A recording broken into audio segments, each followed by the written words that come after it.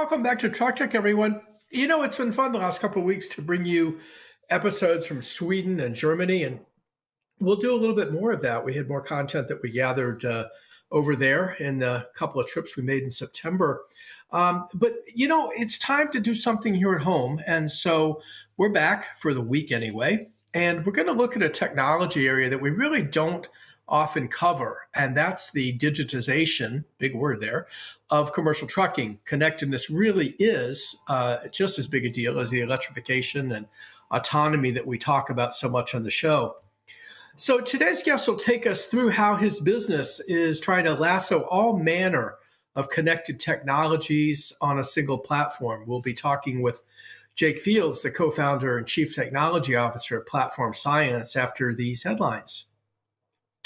Hyliion Holdings stock is tanking today after the company announced a strategic review of its powertrain business that includes halting orders for the Hypertruck ERX. Now, we've talked and written a lot about the Hypertruck over time. We've had Thomas Healy on the show, and it seems now that investors and Hyliion's board really want to know how the company plans to get to scale with the Hypertruck and the Carno generator technology that it purchased a year ago from General Electric. It all appears now that all options are on the table, and that could include a sale of the company if a buyer could be found. Mercedes-Benz Trucks revealed its new e-Actros 600 long-haul electric truck in Germany on Tuesday. And that matters for us because it is the basis of the next Freightliner e-Cascadia electric truck.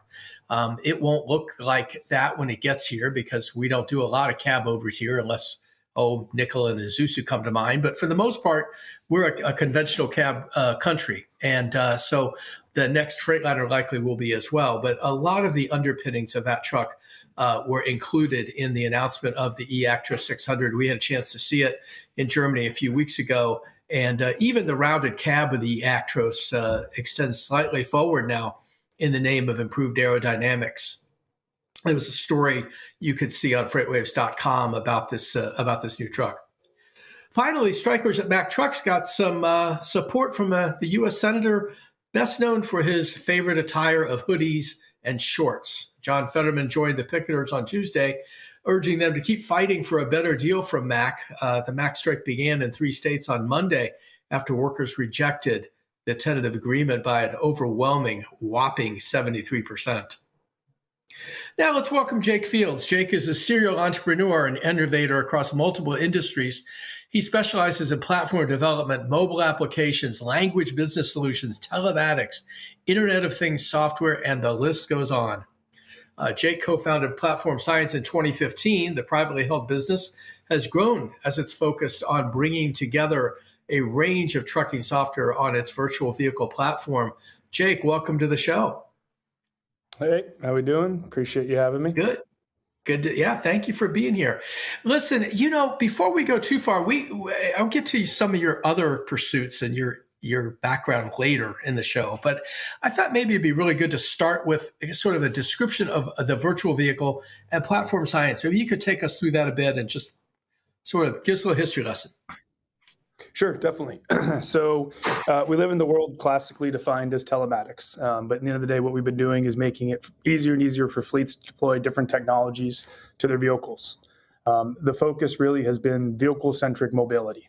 So there's a lot of compute and process and operations that happen within a vehicle, which is super important. And then how does that vehicle interface with the real world? So that's the enterprise back office, TMSs, it's warehouses, distribution centers, weigh station, tolling, everything that a driver needs to do within the day of the life of their operations, which is really the focus of fleet operations as a whole. So if you take that back from a technology approach standpoint, we're unlocking vehicle connectivity with the OEMs so that a vehicle can communicate to the outside world and to fleet back office systems. It also allows the vehicle to communicate to mobile devices or in-dash displays that are becoming about for drivers to power a range of different mobile app solutions. And then unlocking all those other application providers and cloud solution providers that need those data sources. So it's pre-integrated solution to make it easier for the fleet, make it easier for OEMs to enhance their vehicles, and really make it easier for developers to develop to get their solutions to the fleets who really need them. So it is sort of the goal, I think, of every technology developer to get their goods adopted by OEMs and installed in the factory. That really started for Platform Science with Daimler Truck North America. How did that come together? Yeah, so taking an OEM native approach was really the plan from the start, which is born out of the needs, requirements, desires of large enterprise fleets. As they took a look at the evolving technology within the space, they took a look at these important pieces of equipment and assets they're buying. They really tested us to say, hey, what would be possible? And this was many years ago now, to be able to natively deploy these technologies within a vehicle, so I don't have to pick aftermarket hardware and devices and make all these decisions just to get software to my drivers, just to get data to my back office. So I'd say it's been a natural progression, but our whole goal in partnering with Daimler and large enterprise fleets was, how do we make that a reality sooner? And now that's live, it's in the field, and it's definitely picking up a lot of momentum as fleets evolve their next generation vehicle deployments and technologies. Well, Daimler and others, really offer their own connectivity. I mean, and I guess I'm going to express maybe a little bit of ignorance here. What specifically did you offer them? I mean, you talk about bringing it all together, but they advertise and pitch and sell their own connectivity systems, right? Yeah, so I'd say when you take a look at vehicles and connectivity as a whole, obviously there's a number of different categories. I think the central focus from an OEM perspective is, how do they provide best-in-class safety systems? How do they make sure that those drivers are safe while they're on the road and operating? And how do fleets ensure that they're able to configure, manage, and get reporting back on those systems? And then there's a range of other things that start to overlap that. Where the real differentiation is, and where we came in to help, was to unlock the world of third-party solutions, right? So there's a huge range of hundreds and hundreds of developers that have existed within this space that fleets desire to have simple access to, but that was historically a large challenge. So we allowed fleets to be able to access this range of third-party solutions with their OEM partners. And then beyond that, we've helped extend interoperability across different OEMs, because most large fleets, or fleets of any size, as you know, may buy from multiple different manufacturers. So that was a key role that we had to play within the ecosystem here. And then as the upcoming in-dash displays start to come from some of the different OEM providers, we're helping provide key mobility technology for deploying and managing mobile applications that live within the vehicle itself. Yeah, I want to get to some of those mobile apps in a minute, but I guess I have to wonder. You've been with Daimler now for a couple of years at least, and more recently, I think PACCAR has come on board, Navistar before them, and you mentioned yourself that there's very few fleets that run a single manufacturer's truck. So this interoperability, I want you to sort of, without geeking out too much on us here, maybe you could describe just how that happened. And did the Daimler partnership or arrangement sort of foster some of these others? So I think, as you take a look at these large enterprise customers, that's simply what they need to operate. So Daimler was first in partnering with us to be able to bring these technologies to market. But the fleet said, that's great, I need this to work across all my different vehicles. So it was really driven out of that customer demand in terms of how they operate. Because if you take a look at a scaled operation, it's all about, how do you increase efficiency? And one element of efficiency is, how do you create consistency? So basically, we're able to abstract out some of the challenges that you may have from a fleet or developer level at individual vehicle types or implementation types, and make it simple for them to sit on that agnostic layer. So that allows fleets to scale these operations, look at similar data sets, and operate different types of vehicles all in the same fashion, which is really their goal. Mm-hmm. Let's talk a little bit about the fleet adoption. And of course, fleets tell the manufacturers what they want. They say, I want this. And presumably now Platform Science is something that, at the factory level, from a software perspective, is sort of, there's a plug or something, right? I mean, you can tell me how that works. But some of these large fleets, and Averitt, I think, is the one that you've talked about most recently, have come on board. You've got Walmart, you've got obviously others that are using the virtual vehicle. How do the fleets interact with you, or do they? I guess they do. I mean, they say, I want to have this particular software and this one and this one. Talk to me a little bit about that. Yeah. So whether you're looking at an Averitt, a Schneider, a Werner, Walmart, any of our other customers like US Express, CR England, Covenant, each and every one of these fleets uses some level of overlapping software, but also has different individual solutions that meet their specific operational needs. So bringing together solutions from multiple different providers is helpful because you can pick best-in-class software. But at the same time, you need those different applications and solutions to work together, right? A fleet doesn't want to be responsible for doing one-off integrations to be able to make two different things work together to drive that experience, whether it's for the back office or the driver. As you take a look at, a modern driver and fleet, it's not uncommon for fleets to have 5, 10, 20 different apps or solutions that a driver's using, which is great because it's technology, but that can quickly lead to application fatigue, right? How do I get to the different features and functionalities? So by stitching together those different applications in a common way, we allow fleets to avoid that challenge and cost on their side of things, so they can really focus on how do they create differentiating value on their side of things. And they really want to bring that driver experience to the forefront because, drivers are obviously a huge key participant within these operations. So they want to make sure they're offering a best-in-class experience alongside best-in-class technologies. There's a number of application programming interfaces, APIs, that have signed on with Platform Science as well. CatScale comes to mind, Uptake are two. I'm sure there's many others. How does being available on the virtual vehicle help these businesses? I mean, I imagine that, if you're charging a subscription rate, for example, to an OEM, or maybe not OEM, but a fleet, that takes on virtual vehicle, how does that work for these software providers that want to live on your virtual vehicle? Yeah, so truck tech. Let's talk truck nerd tech for a second, right? So I think just application programming interfaces, right? This all gets interesting and stewed together. But as you mentioned that, so those are what's commonly called as APIs, and that's how mobile apps or solutions or vehicles can talk to the cloud and their solutions. So those are APIs.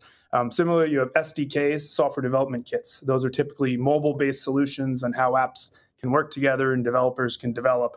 I think you're more broadly talking about the category of apps and solutions, which leverage a lot of those technologies. So, just digging into nerdland for a minute there. With that, Uptake, CatScales, Motive, which used to be Keep Trucking, Noragon, Trimble, ConMet, range of solutions that are continuing to stack up and fleets are using from a day-to-day perspective. The key for them is they're looking to get distribution, right? They want to be able to get easier access to the customer. Historically, some solutions had to create their own one-off hardware and install that within a vehicle and maybe even add a different display just to deploy down an application that may do something like real-time fuel coaching for a driver, right? So that reduced barrier to entry for the fleet and the developer is super valuable. And ultimately, the fleets want to look for a marketplace of pre-integrated solutions, right? Focus on that efficiency. Historically, as fleets were trying out different technologies, and still today, everyone jumps to, well, let's do a pilot. Right. And what does that pilot mean? It means that there's months of people working on NDAs and business agreements and figuring out, okay, how do we get lined up with this prospective partner, only to identify 10 vehicles and deploy that technology and try it out maybe 6 months later. And the focus of the org may have shifted at that point. Right. So by removing all of those barriers to entry and making it much easier for a fleet to try new technologies, they're able to cross-reference and check out which things work best for their operation. They're able to focus on trying those solutions when it's most critical to the business because of fuel price fluctuations or other market conditions.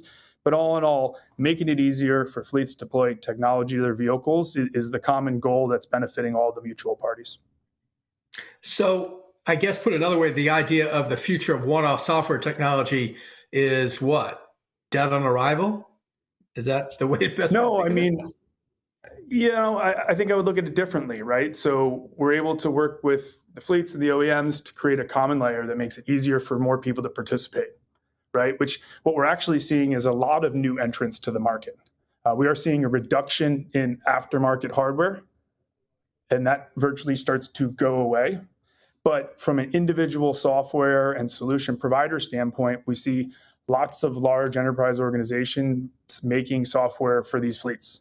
But we're also seeing, a guy and a girl in a garage that are building new cutting edge solutions that they're able to get rapid distribution to large enterprise or players across the entire space. So that's, really exciting to see, because you're seeing things come out of the woodwork quite rapidly.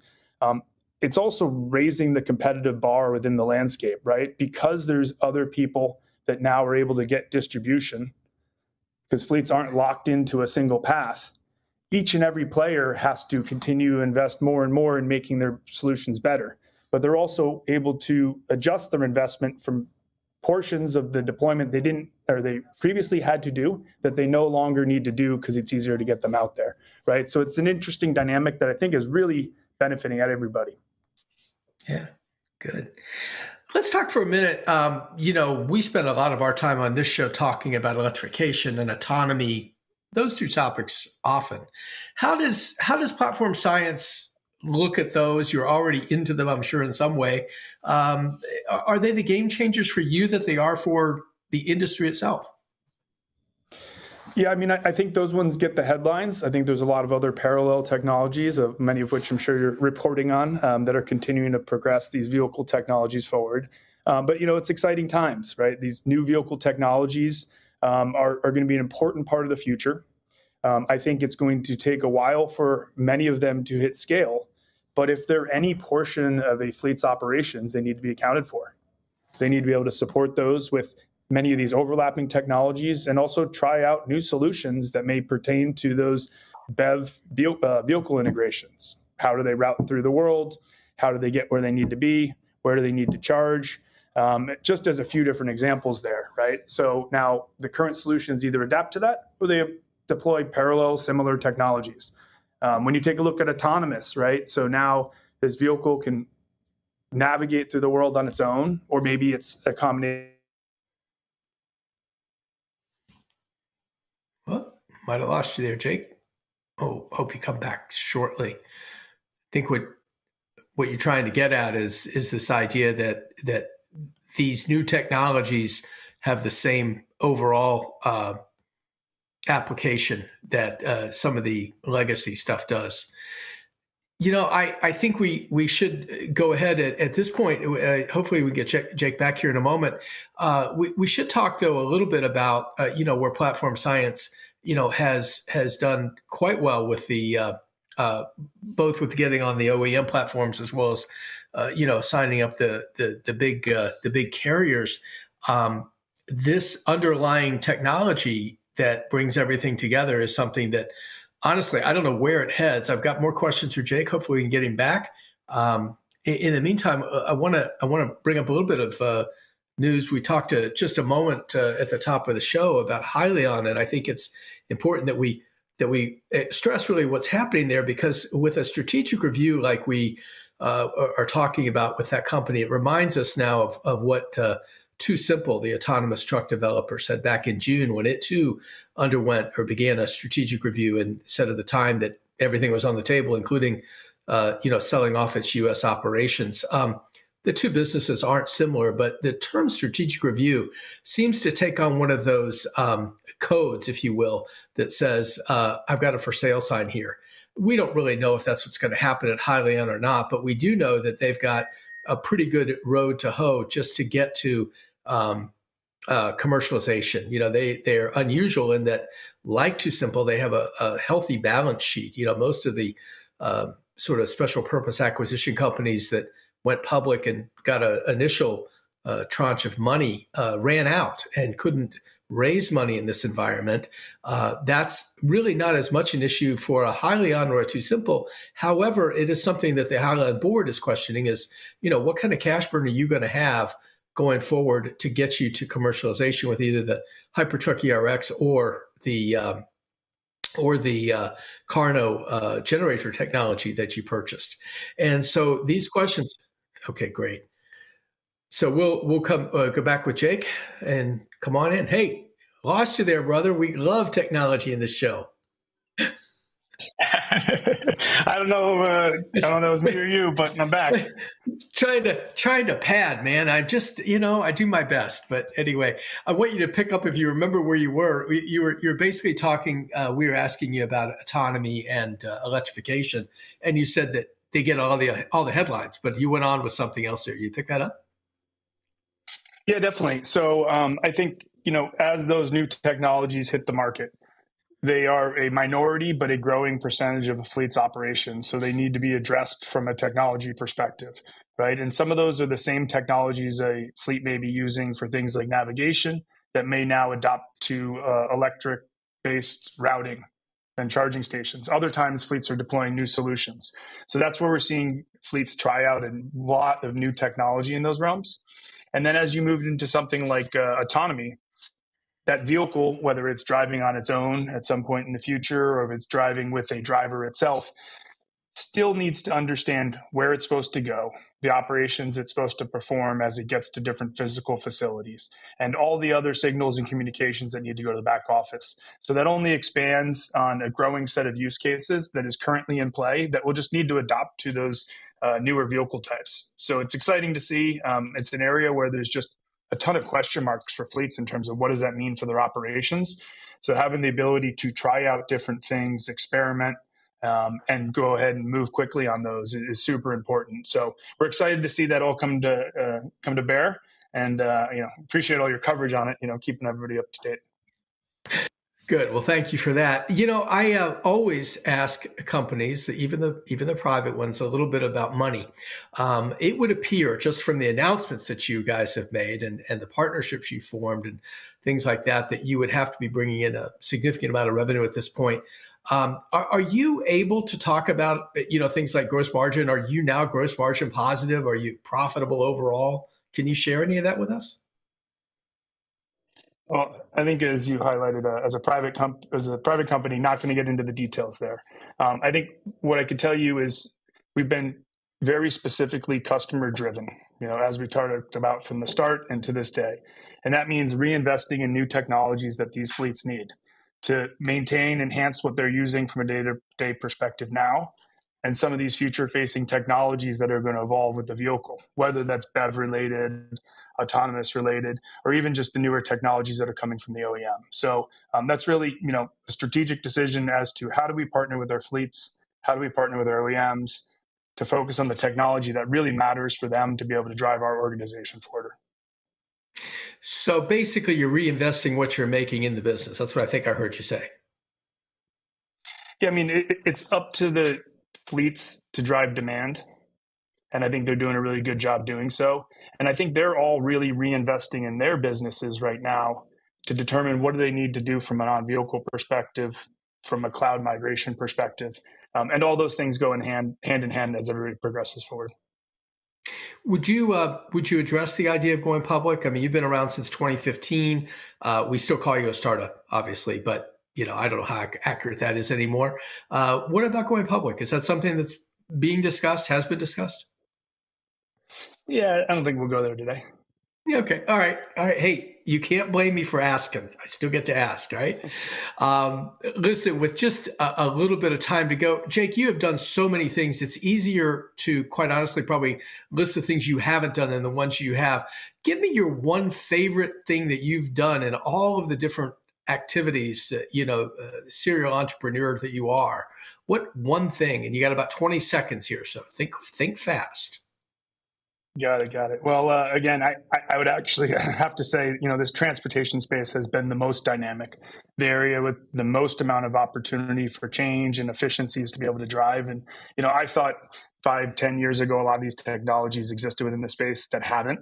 So being able to reapply connected technologies, IoT networking, application development, ecosystem opportunities within the space has just been incredibly fulfilling and just an opportunity to really, touch so many different organizations and be able to collaborate in ways that I haven't seen in other spaces. So I'd say it's here and now, my friend.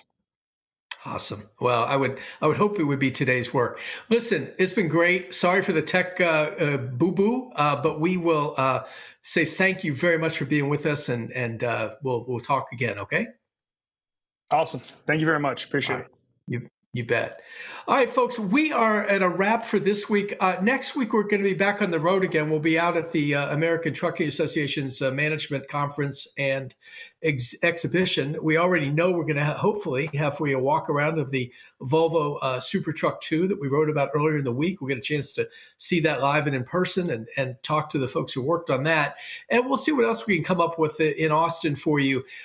As for the show itself, you can go to YouTube, to the FreightWaves channel at YouTube, catch all the past episodes by clicking on shows and then Truck Tech, and you'll get a playlist there. And that will, in a short while, include this show. Thanks so much for being here. Have a good week.